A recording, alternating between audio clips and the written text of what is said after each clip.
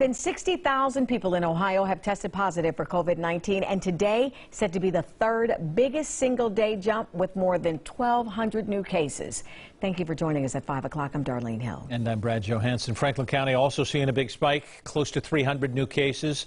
That spike is what led your cell phone sending out the public safety alert. You might have heard it as we were on set just about an hour ago, warning about the high exposure and spread of COVID-19 in Franklin County. Yeah, Franklin County is under a level 3 health emergency, and Governor Mike DeWine says we're nearing a level 4. Now, because of that, 1 hour from now, masks will be mandatory when in public, and only 6 other counties in the state are under the same order. So everyone over the age of 10, with few exceptions, will be required to wear a face covering while indoors in a public setting. And if social distancing isn't possible while outside, a mask will also be required for that. NBC4's Dan Perlman joins us now live from downtown Columbus, where a lot of people are already in compliance. Right, Dan? Brad, absolutely. They are. A number of people are walking around downtown with their masks on, going to and from their offices. But at the same time, there are a number of people who oppose this mandate, all while doctors say now is the time to pay attention to the science. Today in Columbus, I could be walking around with the virus and not know it. Dana was one of those wearing her mask. Why wear it? To protect others. All while Mindy stopped to tell me how she feels about face coverings and the mandate set to take effect at 6 o'clock. I think it's overrated.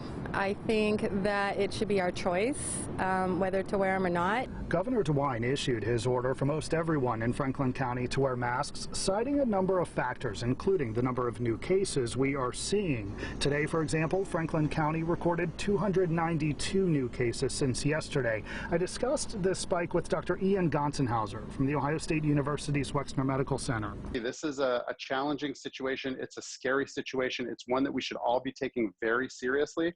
Dr. Gonsenhauser explaining why when the governor's mandate goes into effect, he is hopeful everyone follows it. I'm a scientist. I believe in science. I believe in data and fact. I believe in scientific evidence, and there is overwhelming evidence that wearing masks is protective against virus transmission. And certainly if we look around the world at what has been effective for companies who did, or countries, excuse me, that did a better job really staving off their first wave and preventing a second peak, it was masks that were their primary intervention.